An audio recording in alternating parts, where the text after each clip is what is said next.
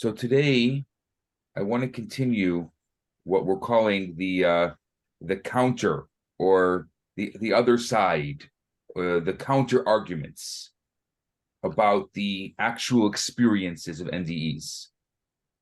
And so I want to go through stage 5, stage 6, and stage 7.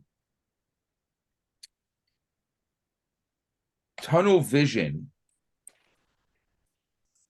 is one of the most well-known phenomena that's associated with near-death experiences.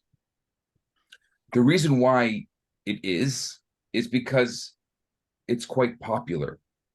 There are, I don't know, tons and tons of theories and counter theories with regards to its validity, with regards to its authenticity. Let's talk about eye deterioration. Eye deterioration occurs during the shutting down of the brain, and it's one hypothesis that is, I would say, most commonly cited. There are also scientists who speculate that tunnel vision originates from what they call a dim birth memory, when the person passes through the birth canal. I'll tell you something very interesting as well. The famous Psalm 23, where King David talks about the valley of the shadow of death, he is also referring to the birth canal. So there's a correlation between the birth canal and the NDE. The next progressive phase in a near-death encounter is what we called the seeing of light entities. We spoke about them as family or angels or even God. And so to continue this metaphor of birth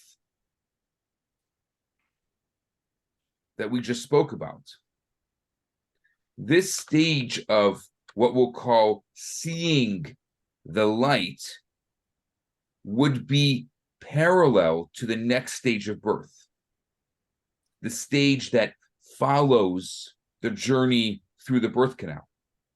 After an infant passes through the dark birth canal, there's an abundance of light, like the light at the end of the tunnel, so to speak.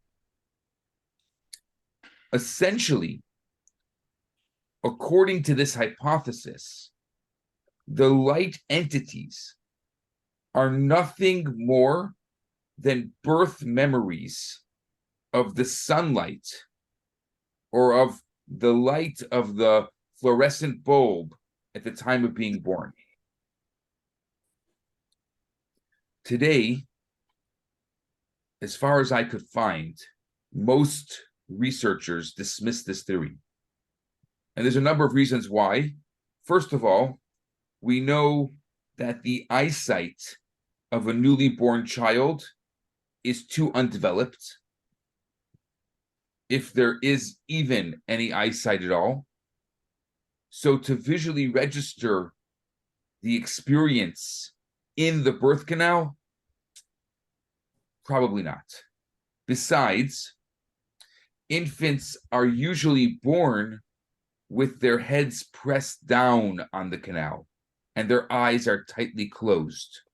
Rarely is a child born looking forward with their eyes open. What I would say is that according to this hypothesis, those who were born via cesarean section would not experience this vision during an NDE, as they wouldn't have had that primal tunnel and light experience. But this doesn't seem to be the case when we compare it to the experiences of people who have had near-death experiences. Also, I'll mention that birth can hardly be considered a peaceful experience. Being pulled or pushed into a cold, unfamiliar world from the warm security of the womb doesn't register as a pleasant experience. And most people who report NDEs will most often talk about them as being peaceful and pleasant. So those two experiences are not similar.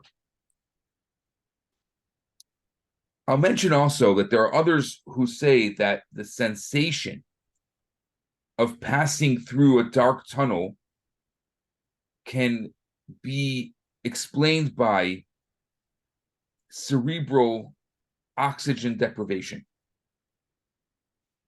Some of the researchers say that the mixture of neural activation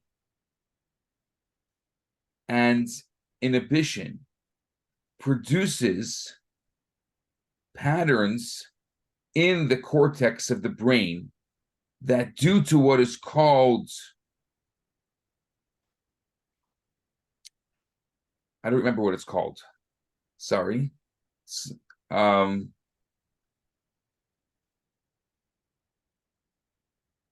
But what happens is it materializes as tunnel-like images in the visual field. The trouble with this, we'll call the cerebral oxygen deprivation, is that there are many people who have experienced tunnel vision in a near-death encounter, and they haven't suffered any oxygen loss. So oxygen deprivation is also used to explain the resurfacing of old memories. The problem is that oxygen deprivation is known to cause dizziness, to cause fuzzy thinking, vagueness.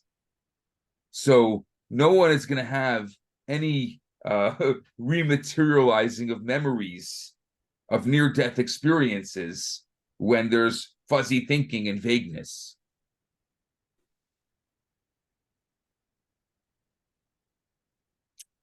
There's also various chemical conditions that explain the encountering of loved ones during a near-death experience. When the brain becomes overloaded and is in a disarray, it will release old memories, or it will project internally sourced dreams. So it could be, just hypothesis, that meeting loved ones occurs when the brain reproduces a memory of a loved one. So while perceiving the creator, angels, old mentors, or maybe some kind of famous figure, the mind is trying to cling to its most secure and fantastic dreams, or maybe images that are most secure in a time of devastating crisis, which would make sense. So intellectually, I would say that this theory of clinging to positive memories may resonate, but as far as I could find in the research, there are researchers that have testified that from all the children who have reported experiencing near-death experiences, Not one of them saw their mother or their father during the experience, unless that parent was no longer alive.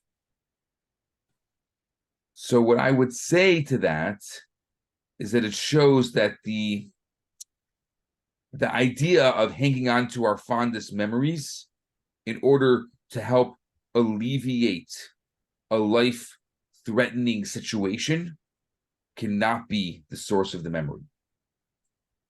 I think also more shocking is the fact that some people see relatives that they didn't even know and could not have known they existed, like a brother or a sister or an uncle or an aunt who were born and died long before them and never spoken of. That is something that is even more common.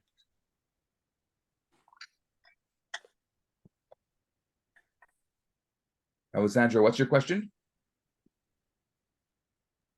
You just said it yourself. Sometimes people see relatives that are in our environment, but we haven't met while alive. So we can't have a positive memory of them. Right. So there's no way.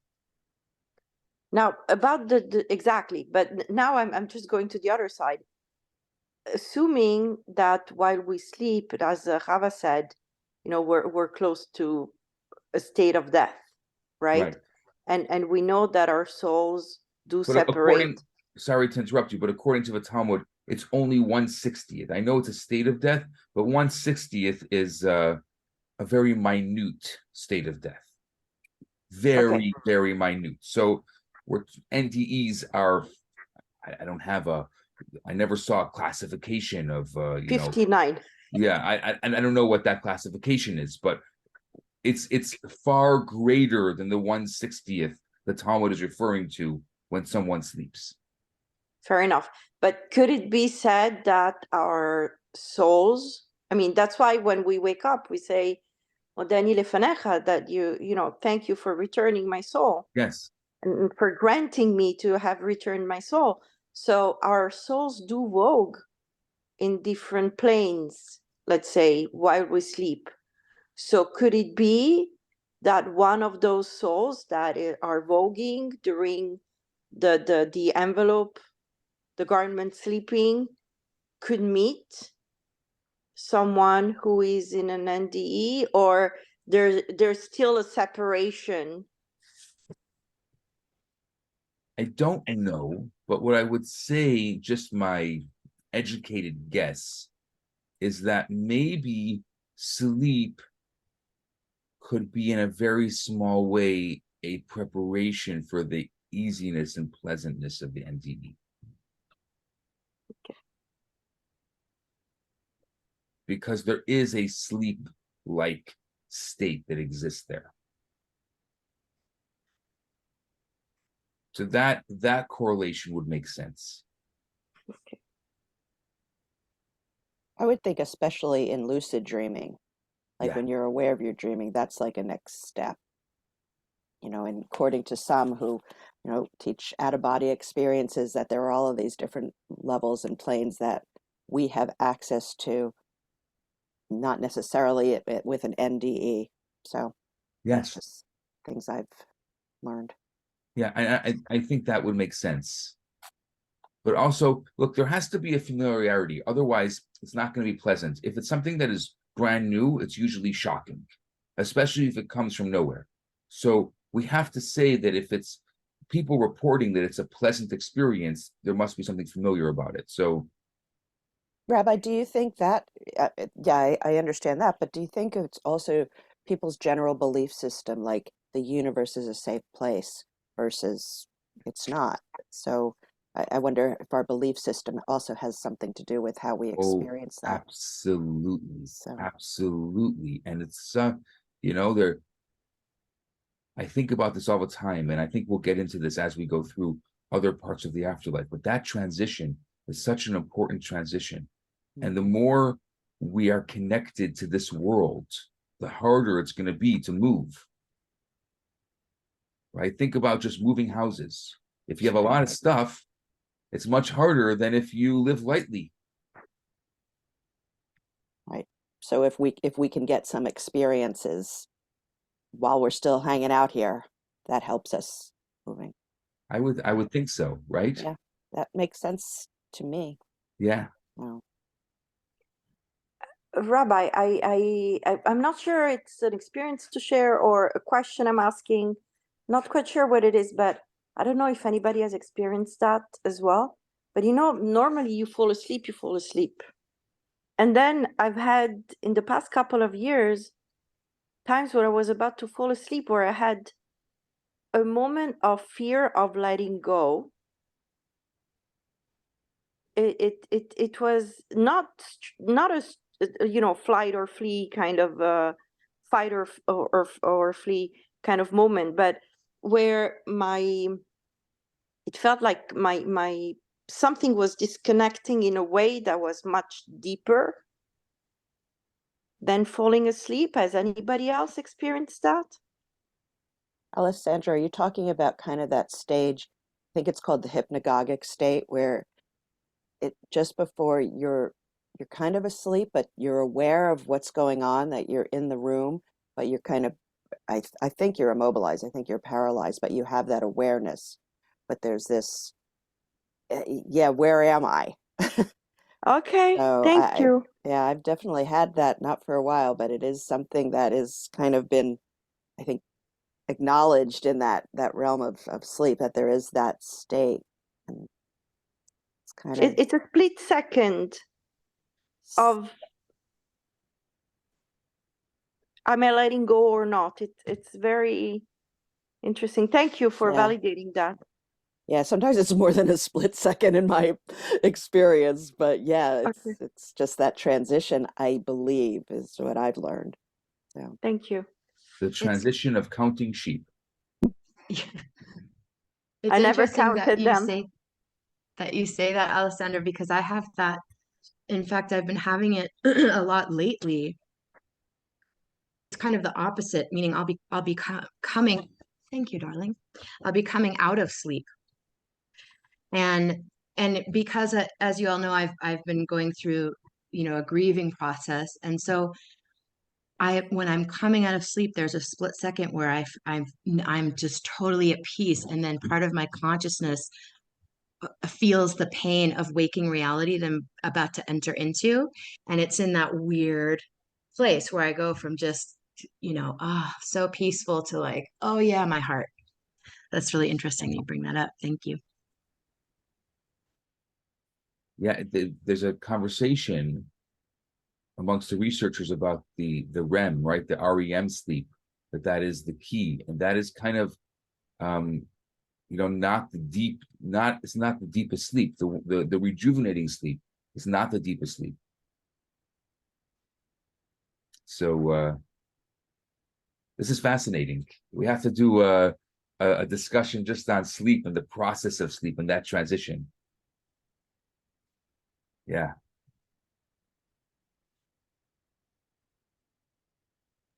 Can I ask a question too? Please.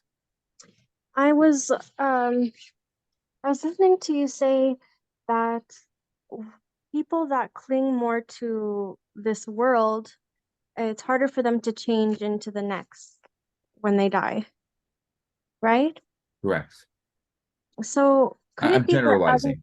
yeah, exactly. I mean, just generally speaking, do you think it could be the opposite for people that are like more connected to the spiritual world, that they find it sometimes hard to live in the constructs of this world?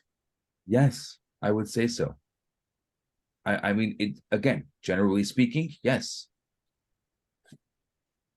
Which Thank is you. why there are more reasons to now again. And I'll just add that we don't live in this world for the next world. We live in this world for this world, to make this world the best place that it could be. That's why. If we were supposed to live in this world to prepare ourselves for the next world, then we would live in the next world. We're here for a purpose, so we have to be here first. That said, we don't have to take on all the baggage of this world. We can be within this world and live above it. That's the Kabbalistic way. And I think especially today, this generation, I think it's something that we have to learn. I don't know. I didn't live in previous generations. I'm just saying, and I'm sure there were other generations that were similar to ours, but definitely this is a lesson that our generation, generally speaking, needs to learn. How to live within this world, but stay above it. And not to get caught up in the nuances and in the rolling in the dirt like pigs. I'll just stop at that. I have more to say, but I won't say it. Thank you, Rabbi Bernat. I would be open to hearing what else you have to say, but if you're going to stop then, that's okay. Thank you, Rabbi Bernat. Thank you. I want to go to the next stage. In stage 8, we talked about ethereal light entities. Whether they were previously deceased relatives bathed in light, or angelic figures for that matter. We established stage 8 as kind of a life review.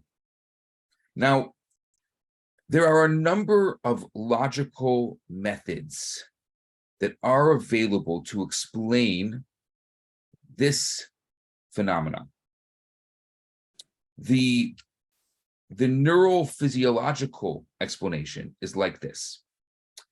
Through the gradual depletion of oxygen, which occurs near death, minor seizures of the temporal lobes may occur, and as a result, old memories may start to materialize.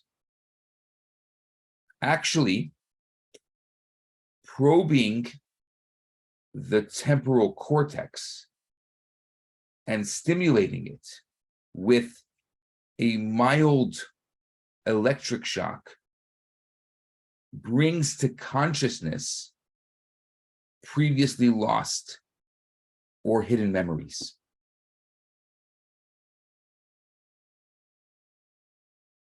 I have a question about that. Yes. Memories, seems to me that memories aren't just pictures, because we can have the picture memories of what happened in our lives, but then we have emotional memory. Yes. And so I'm wondering about, in that state, would the emotional memories be released with the visual or just the known memories of life? And if they would, that may not be so pleasant. And I'm wondering if that would be something that they would come at the same time. You have a memory of your dog. That's my beautiful dog I had. But then you have another memory, and it is not inviting at all. So I'm wondering if these people, if the research shows that having these memories are also emotional memories, which really can't be defined to a pinpoint. So I haven't seen anything in the research, but what I will say is within the Kabbalistic perspective, the difference between life and death is the ability to control the memories, the emotional memories. So, for example, right now, if you have a negative thought, you just dismiss it. Imagine all the negative thoughts you had in a day, or all the difficult things that you had to re-experience because they resurfaced. You couldn't change that. You couldn't stop it. You had to just live through it. That is what Kabbalah calls hell, or one of the versions of hell. There's a few versions, but that's what Kabbalah calls hell. You have to relive those emotional moments, and you can't do anything about it. You can't stop them from happening. And those emotional moments, seems they don't have to be linked to an intellectual or a picture kind of a memory. That's right. That's right. Especially to somebody who is more emotional, who is more kinesthetic, who is a more feeling type person, they're going to have feeling memories. So that can exist Yes. in that state of when somebody is dying or has died near death. And it's very painful for the person, because often those memories are not beautiful, wonderful butterfly memories. Puppies, butterflies. Exactly. I'll tell you something interesting also. I was looking at this research in the 1950s, and I forget his name. There was a Canadian surgeon that passed a mild electric current through the electrodes connected to certain regions of the visual cortex. And the patients that were experiencing these mild electric currents began to remember events and occurrences of the past in detail. And they said it was as if they were reliving those events with all their sights, with all their sounds, with all their smells. The patients said they even smelled what they were reliving.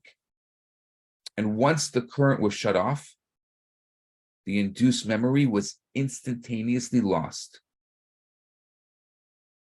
But every time that region was once again stimulated, the entire memory came back. And interestingly, it did not continue from where it left off, but it started all over again. I would say it was as if there was a place in the brain that records incidences as they occur. And this was, I would say, not like Patricia was saying, maybe the emotional response, but the experiential response. A full reenactment of a previously lived experience in an experiential way. Now, I would say that as sensible as this theory may seem, to me, there are some loose ends that don't add up. There are researchers who contend that the images that are conjured up through seizures are generally not known to be arranged in a chronological order. And they don't appear in the mind as in the order of life.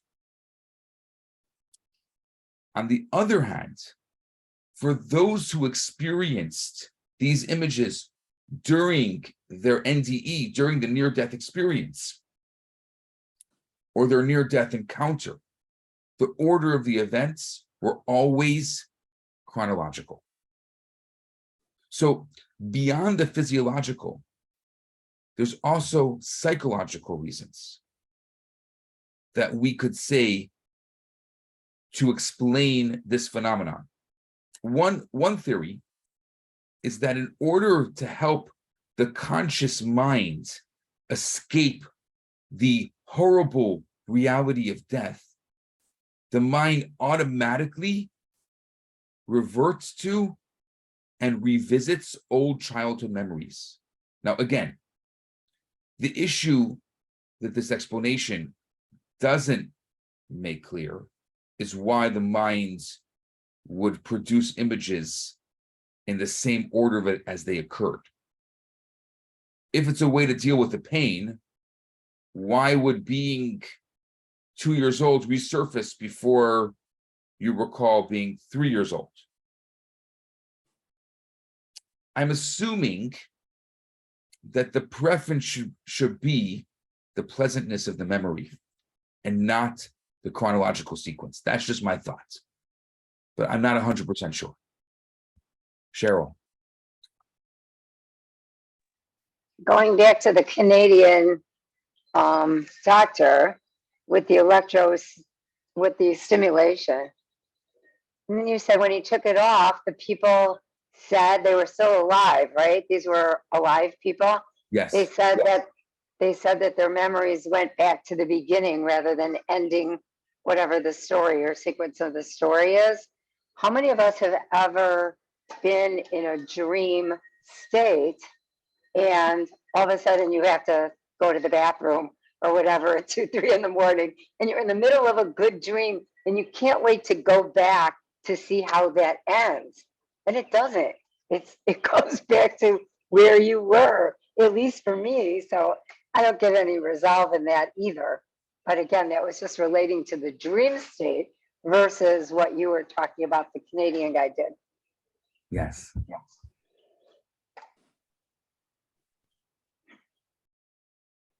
Yeah, that's very interesting. That's a good analogy. I'm just kind of taking it in because it's a very good analogy, right? Because you want to finish that dream, but there's no way to finish it. Then you're never gonna know the end of it, as good as it was. But the fact that you can go back to that dream, back at the same time, which I've had that experience also, to me is another fascinating aspect of how that could be possible. You wake up, I love that dream, what's going on, fall asleep, I'm right back to where it cut off in the first place. Wow. I've never had that experience, but that's amazing. It's bizarre. It is, yeah. Wow. Rabbi, I had a question about, I just threw it in the chat, about the purpose of this. I just named it the Great Remembering Event. Trademark, no, just kidding. So if we go back to our previous Kabbalah teachings and we talked about kind of the soul car wash, right? This kind of reckoning we have about the way we lived our lives. I always, for some reason, only associated, the suffering that I have caused others. It made sense to me why I would revisit that and understand what that felt like, kind of like the Eastern philosophies would call karma, just experiencing the pain that I might have caused people. But what I don't understand now is, are we saying that we also re-experience pain that others have caused us? And how does that help purify our soul? So, without going into a lot of detail, which I hope that we will go to in the future, it's because we can't control the thoughts. Imagine the mind just wanders and there's nothing you can do about it. Remember, this is our version of hell. So we're experiencing these things because they're coming at us. And it could be, you don't even realize they're coming at you every day, but your conscious mind is able to subdue the subconscious. So you don't even realize that they're continuously happening. But imagine if the subconscious became the conscious and you couldn't do anything to stop it.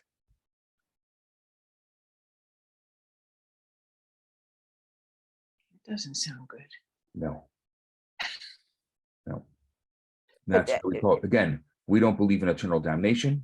Hell is a cleansing process, and this is part of the cleansing process that happens for no longer than 1 year after death.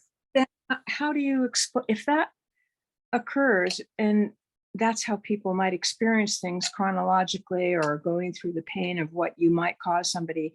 Where does growth come into that? Because let's say you start as a person here And then when you're 50, when you're 60, the growth that you have as a human being, hopefully becoming, the best human being you could possibly be, doesn't that sort of come to the Yes. surface more than if you, when you're 5 years old and you slap your sister, Yes. accident purpose? So that's so according to Kabbalah, when you do what Kabbalah calls teshuvah, which means you have made a complete change in your life, those memories get deleted. Deleted. So the best thing we can do is during our lifetime, make that change, because they won't resurface later.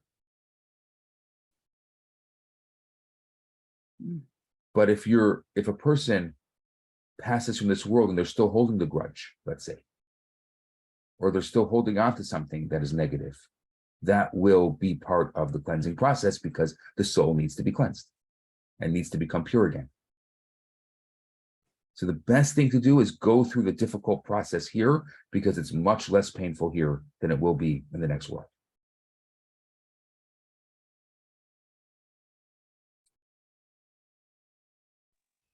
So is this when you talk about tzaddik, and we know that there are very few, so do those tzaddikim not have these bad experiences when they go through the death process?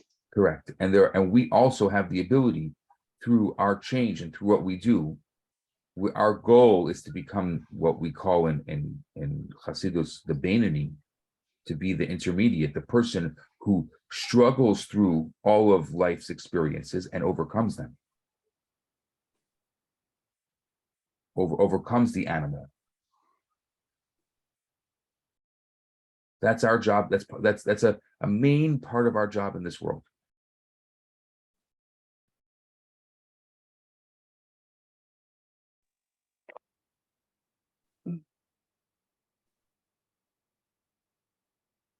Okay, I love that. Yes. Oh my God, you just said something and I'm still in shock right now. Did you just say teshuvah? Yes. In Kabbalah, there's a concept of teshuvah. Yes. That makes it, did you just say erase? Can you repeat the sentence? Erases, not only erases the past, I will go one step further. It turns the negative into virtues. What is teshuvah? Teshuvah is a process that we have to speak about. It's a process of accepting. This is the less than 30-second version of it, but we need to do more on it. It's accepting responsibility and making a firm decision that you won't do it again. It's change. It's that emotional and intellectual change. Not shifting the blame, not saying it's someone else's fault. It's your fault because at minimum, you're 50% part of the process. You were there, so if there was a conflict, you're at least 50% of the conflict. So accepting that you were there and that is you, whether someone did it to you, whether you were too young to be able to fight back or whatever it is. There are things that we have to heal that are much bigger than others. And there are some things that are really, really difficult to heal, and we have to acknowledge. There are some things that people have in their lives that are really, really difficult to heal. Really difficult. But what I'll say on a Kabbalistic level, if we are able to go through the process here in this world of forgiving and learning from it, it's going to save us a lot of challenge in the next world. Okay. Rabbi Bernath, could you repeat that last part you just said? If we go through the process of forgiving in this world, and we go through the process of letting go in this world, we do the real spring cleaning, since spring is upon us, the emotional spring cleaning, and we don't hold on to things, it's going to save us a lot of difficulty in the next world and in that cleansing process once the soul leaves this world.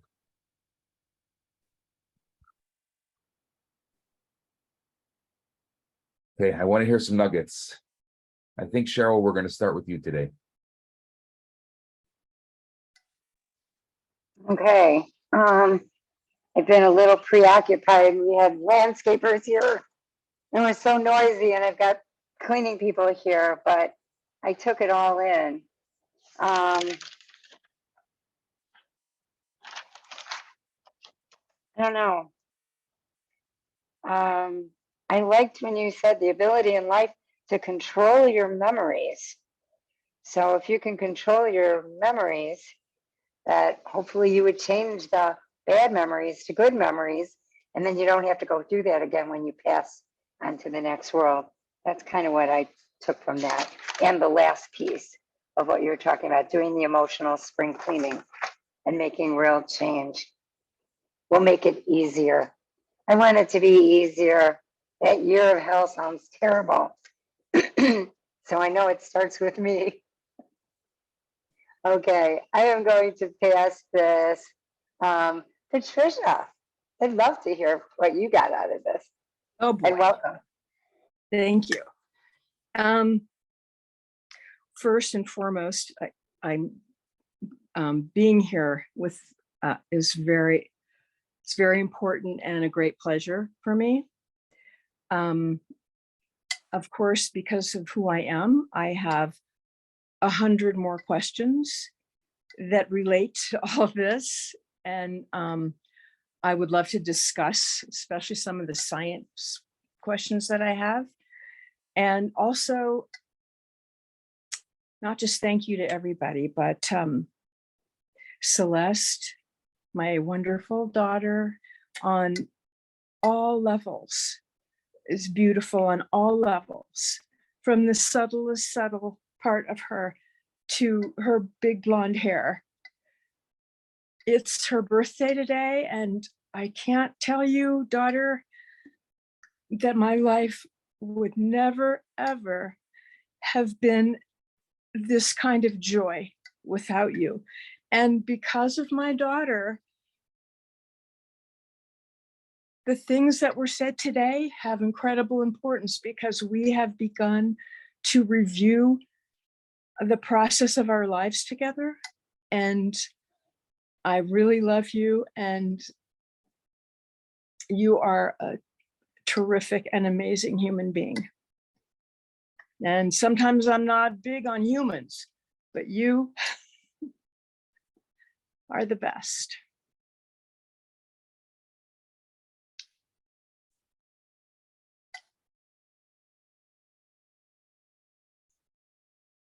Happy birthday, Celeste. Happy birthday. Thank We would have you. known, we would have brought the cake. Happy You guys, birthday. you She's guys getting are the cake. There's going to be Since my mom outed me, Thank you so much. We'll see you next 2 I'm weeks, 50. You're I'm 50 50. years old today, so I wanted to what I learned from Rabbi Bernath is that Yeah, thank you. is that it's an opportunity to think about others instead of myself. So I hope my prayer today for everybody is may Hashem bless everyone in all their endeavors, and for anyone who is grieving or going through any hard time, may Hashem make it ever apparent that you're not alone ever, and that there's always people that are there to care and love. So thank you. Love you, Mom. That's my nugget. Hey. Everything, all of it. Thank you, Rabbi Bernath. Yes, thank you, Rabbi.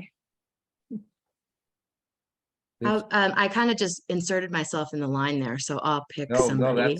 that's Perfect. we want you to be inserted in the line. And 50 is a very special number.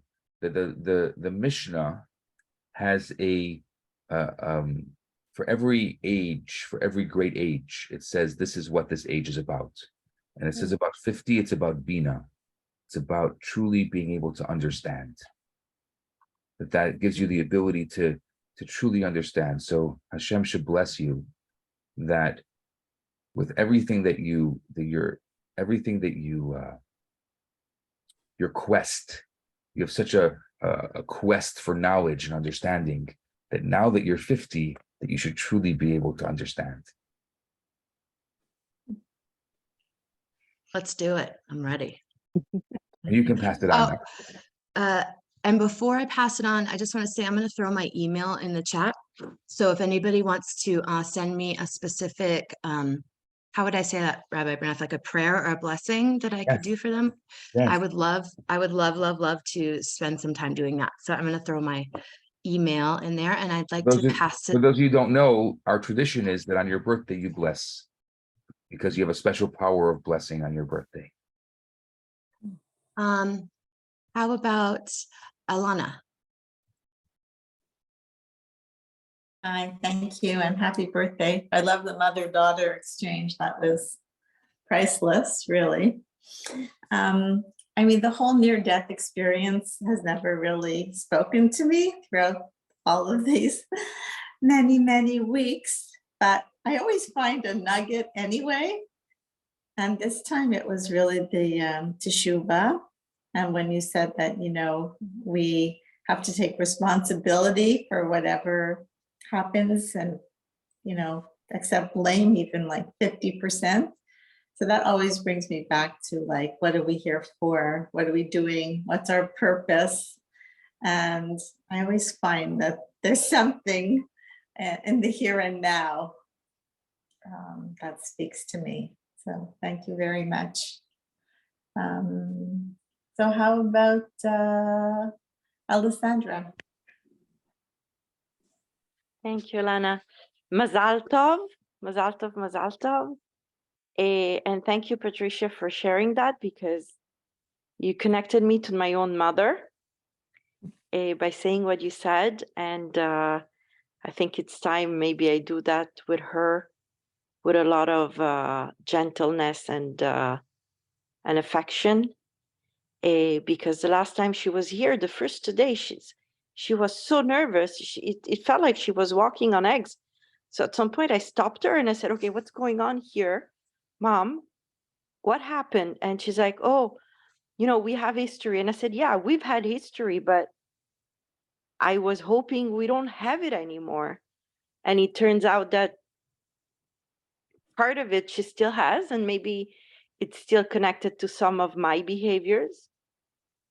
So you've, other than saying wonderful, wonderful words to Chava, you've given me a great gift today, and as well.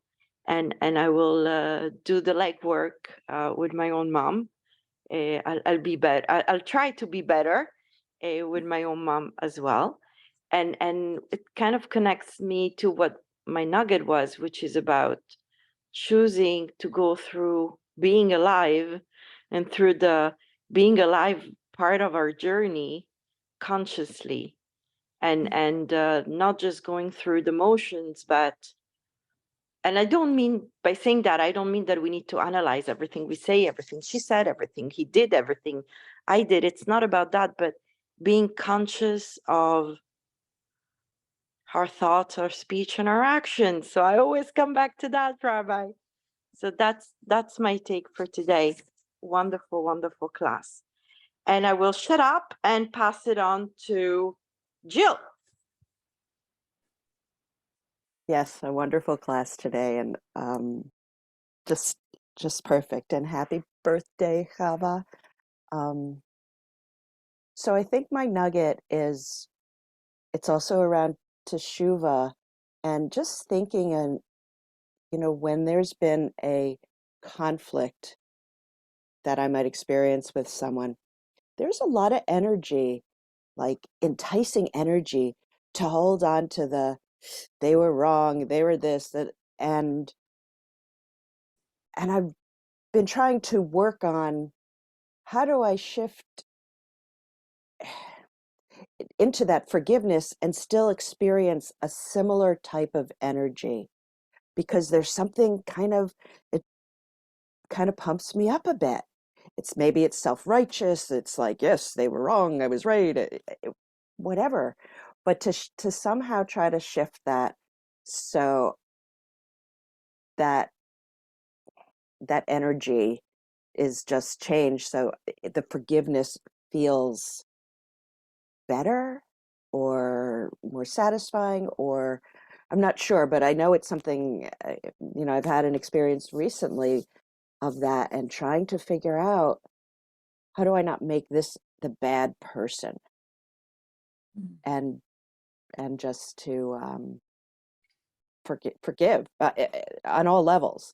So it's really just about energy, and recognizing that I can get really attached to that, the less than happy or positive energy. Not quite sure how to put it, but that's my convoluted nugget for today.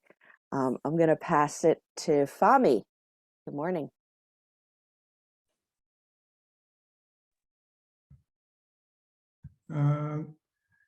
Good morning, everyone. So, Mazel Tov for Chava.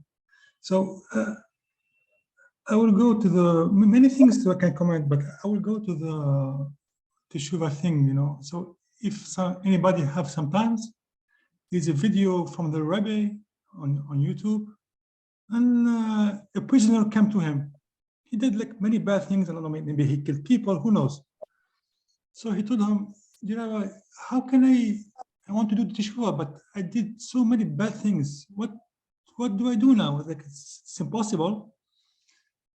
And the Rebbe said, we should be like seasons, You have winter, we have spring.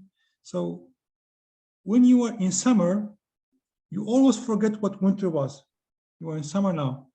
So we should not hold back. And even for me, it's hard, but so we should, what happened to us, we should put it like in a bag here, right? So and it's there, but it does not hold you. So when you do teshuvah, I mean, you should not hold back to, it's a new season basically. So a new season make you forget the old season. So summer make you forget, it can be so nice and warm, can make you forget all the cold of the winter. This is how I feel about it. The video is wonderful. It's on YouTube. It's 2 minutes video. Thank you. So I will pass to Cheryl. You talked. So MJ. Chaya, maybe. Thank you. Thank you, Fami. I just wanted to say thank you, Rabbi Bernath, for holding this class, and thank you everyone for being so educational and motivational with everything that you shared during the class. Happy birthday, Chava. I heard one time someone say that the day you were born is the day that the source of all creation, God, decided this world couldn't exist without you. So may your day be full of that energy, and thank you for existing. I wanted to say that this course today brought me back to the oneness of all that is, because Jill, you actually inspired me when you said you're trying not to see other people as the bad guy. And also Rabbi Bernath, when you said we have to be responsible for our actions, we're always 50%, part of it at least. And I don't know, it just brings me back to the oneness. All is God, the Lord is one. So there is no other, the bad guy or me or you. We are one, and we've been brought into this world together. Thank you. I think And MJ, please. MJ. Thank you. Happy birthday, Hava. Yes, You are the best. Today, my nugget is teshuvah. When the moment you step into that, actually, the sentence just really moved me a lot and touched me a lot, and I'm stuck there. I love the way, I think it's Fami said that it's like a new season. But what I found powerful, or what I found like extraordinary, is to think that things are erased, things are new, things don't remain, things. I mean, a real one, I suppose, a real forgiveness, and to take responsibility um, for things. And I think Teshuvah 101 is a must. And yeah, I loved it. Thank you so much for the class, Rabbi. I don't know if there's someone else. Oh, Rabbi, what is your nugget? We can't hear you. Thank you. My nugget is that you can plan an entire class, but the magic you can't plan. You spent the whole time planning this whole class. Then the magic happens with what's not planned. And that's a beautiful thing. You have to embrace the impossible, embrace the magic. Happy Can you birthday, repeat Chava. can you repeat the Yiddish thing? God, people, Yeah. people plan and God love. Mensch tracht and Gott lacht. Yeah, I love it. Absolutely. I have a question, Rabbi, please, before we go. It was Okay. something that Rabbi Hershkowitz said last week when you weren't here, and we thank you for having a fill-in. It wasn't this kind of class, but he did say something that I wasn't aware of, and I didn't really get the reason why. That you're supposed to tuck in your tzitzis when at a cemetery or a morgue. And then I wrote in parentheses because others don't have any, and they No, might be jealous. it's because those who have passed can see them and they're jealous they can't do mitzvahs in this world. So you're making them jealous. Oh, not the people that are there, but the No, deceased the people. deceased people. Got it. We don't want to flaunt mitzvahs in front of them that they can't do. And since they're in the world of truth, they know how important those mitzvahs are. I guess it was a question on my mind for a whole week, so thank you. Hey, you're welcome. Happy birthday, Chava, and to everyone else that we won't be together. I think next Thursday we won't be together because of Passover. So I wish you a very, very happy Passover and a meaningful one, and a time of freedom, true freedom, not only from freedom from all of the Egypts of our world, but Mitzrayim means Mitzar Garim, means the limitations. And what we're doing is at the Seder is we are saying that today we are free from all limitations. And I think it very much connects to our class. And I think it's a great message that we could share, that it's, we wonder why we have to continue telling the story over and over again. We tell the story because in every generation, there are those things that limit us, and we have unlimited potential. So L'chaim, a beautiful happy birthday. Hi, Lola. Passover's almost after Easter, I believe. That's right. And we shall reconvene after Passover. Great. Have a good day. Have a good Seder. Thank you, Rabbi. Thank you. Appreciate Feel everybody. free to email me with any desires for blessings. Thank Yes. you. I'll phone them in immediately. Okay. Phone in your blessings. Going in the blessing. Hey, Mom, are you gonna stay for Talmud since it's my birthday? Did you hear Yes. how I did that, everybody? Oh, the guilt. The Hanukkah guilt. Yes. Okay. Yes.